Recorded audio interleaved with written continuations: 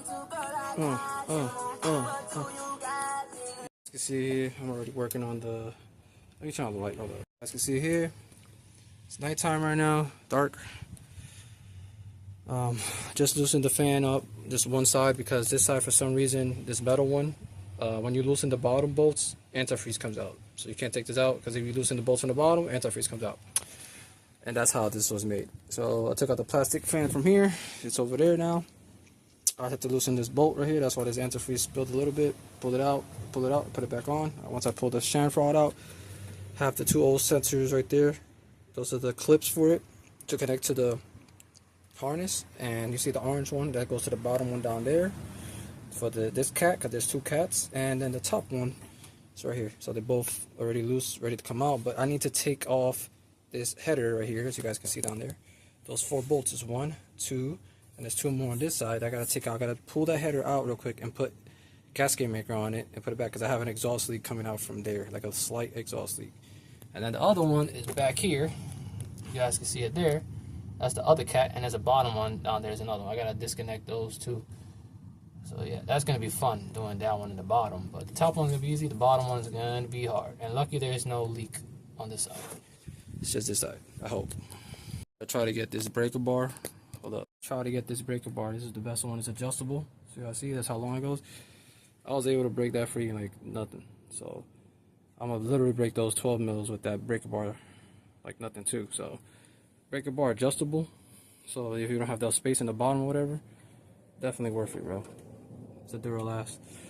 It's definitely worth it. Breaker bar did the trick, and obviously I have the O2 sensor socket, as you see. So yeah, make sure you have the O2 sensor socket, a long extension, breaker bar, and then I'm going to the bottom with the breaker bar too. And the top one, same shit. So we can take all these sensors out, because they're really like welded on there basically. Got my ATV right here, gasket maker, high heat, and I sanded it down, surface, sand it down. Now I'm about to put some of this. Just like you saw earlier in the last clip, took it off. I just put gasket maker and put the gasket back on that was on it. It had a crack on it, so that's where the leak was coming from. I hope this gasket maker helps the sealing. I put a lot of it, as you guys can see. If not, I'm gonna have to buy gaskets. So hopefully this works. If not, then I'm screwed. I torched it a little bit to help it seal faster, because it's cold outside. But yeah, now I'm gonna put the OT sensor up there, take the bottom one down there, and then take the top one over there, and then see how I'm gonna do the other one. If you guys have that new sensor on and that bottom one as well, I'm gonna go down. I just took out the one from the other cat, the bottom side. Look how corroded this was, bro. It's just like the other one. So look how bad that one was. These two are really bad. That one wasn't that bad. That was the bottom one from this cat. I'll show you guys here. Apologize for not being able to record what I'm doing. It's too much work. But as you guys can see, that's the hole right there. Very difficult. I literally kicked it out. So I just put the socket on it and used my foot like this, like that's for leverage. I went boop, kicked it out, loosened the bolt. So now, when I put the new one on, this is the other one from the other side. Let's see if you can see it better. All tightened up already. And I just noticed that one of my wires is ripped. I think that's a ground cable. Now I gotta replace that. Lucky I went under here to do this so I could see. And my ground cable is out. So yeah, gotta replace that.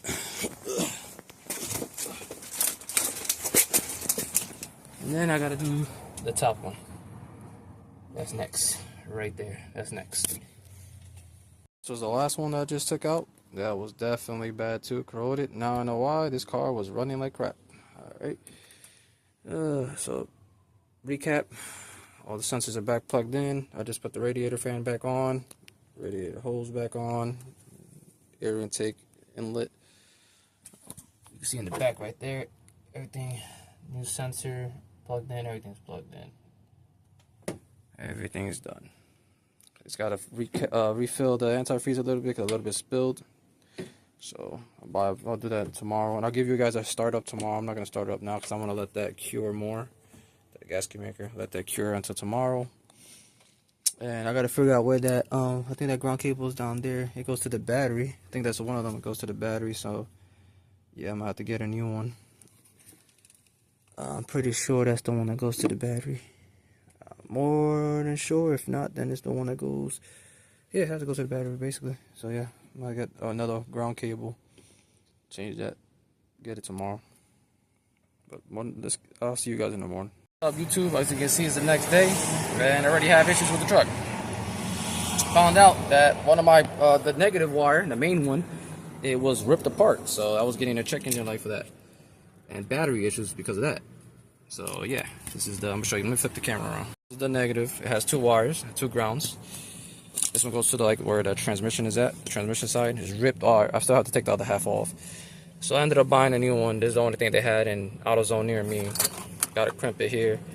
So yeah, what we're gonna do is we're gonna take this one out, this other ground, and I have these connectors. I'm gonna put this connector on here, and then I'm gonna mount it to the side over here, so that could get the two grounds like usual, because they didn't have the same one like this in there. Like they had this thing, but they didn't have the wires like this anymore. They ran out, and I needed it so I could drive, because the car was on limp mode. So I was driving like 25 miles an hour on the freaking highway. And I'm around the highways right now, and highways minimum is 40, so I'm not trying to get hit, mac, or pulled over. So that's all I gotta deal with what I have. So I'm gonna build this right now, and yeah, see how it goes. It does come with this weird ass other wire, like a ground, but I don't think I'm gonna use that, to be honest. Might save that, maybe add 3 grounds to it, but for now I'm not gonna use that. Got the new wire on, as you can see. Use one of the crimpets we have. So now we have the new one here. The old one is right there. Ripped it out. So what we're gonna do, I'm gonna tape this up, because it looks like this is about to break apart too. So save some money. I got tape there. I'm gonna tape this up with electrical tape. For you guys, what the other ripped part of the wire is, you see that right there? Look at it down there. It's about the transmission. I gotta go underneath the car to try to take it out, because I don't think I'll be able to reach it from up here. See, I just wired it back. It's connected to the new spot. I gotta connect this now to here, and then put the battery back on, push this tray back down, the plastic on it, and then I'm gonna try to work on this wire real quick since I have an extra crimp it. So I'm gonna cut this, splice it, and put the new crimp it like I did to this one. This wire for so long, finally got it down to where I could use it. That's the old one. See how bad it was? Yeah. So now I'm gonna get this and crimp it down. That is done. Crimped it down. Now I'm about to put some tape on it. With the tape, it's on thing. This one's done. I got this. Put the battery back on and the bracket. We're good. So this was broken in the bottom from here. See, connect this here. That's what we had to replace. Yeah. Garbage. I might save that just in case in emergency, because one of the wires I might have to get in. I'm gonna show you guys right now. So I'm gonna save this just in case. Let's put this here. We might need that wire, because I need to order another ground cable for here, because you can see it's too short. Since I had to cut it, it's too short. So yeah, need to get a longer one. So it might break eventually. It's not super tight. It still has a little bit of flex, but I know it's not good. I still have to tuck a lot of this stuff away. I just finished doing everything now, but yeah, that's how it's looking. Everything's good. Everything's back on. The car with you guys. Really hope this fixes all my issues. Definitely started better than how that was. I still got an exhaust leak, by the way. That I knew that was gonna happen. That gasket maker, yeah, not working. It's not as bad as it was before, but yeah, I already ordered the gaskets for it though. For now, because the battery's been resetted though, because I obviously had to take the battery out. So I'm gonna drive it for 30 minutes, and I'll get back in the camera to you guys, make sure everything's running good. It's not on limp mode no more. Hopefully it's not on limp mode no more, bro, because I couldn't go over 3,000 RPM, bro. This shit was like 2,500, 3,000. Sometimes it'll hit 3,000 if I'm in like going downhill, bro. This shit was it was on limp mode. It was not letting me go over 3,000 RPM. Hopefully this fixed all the issues. I'm gonna drive this for like 30 minutes, like I said, and I'll go back in the camera. Been driving it for a while. It definitely got the power back. It's not on limp mode no more, but I got a check engine light with the VTM4 light, so I'm gonna check that when we get to a stop, because I have my scanner on me. So I'm not worried about the VTM4 light, because usually every time the check engine light come on this car, on these cars, like the Honda Ridgeline, the VTM4 light comes on with it. So figure out what it is, what's causing the check engine light, and then once we figure that out, that should take out the VTM4 light. But I'll check it out. So I also got to reset that oil light down there. But it's definitely, you know, feel the power now, bro. The way this was driving before was horrible. Like, I couldn't go what I'm doing now.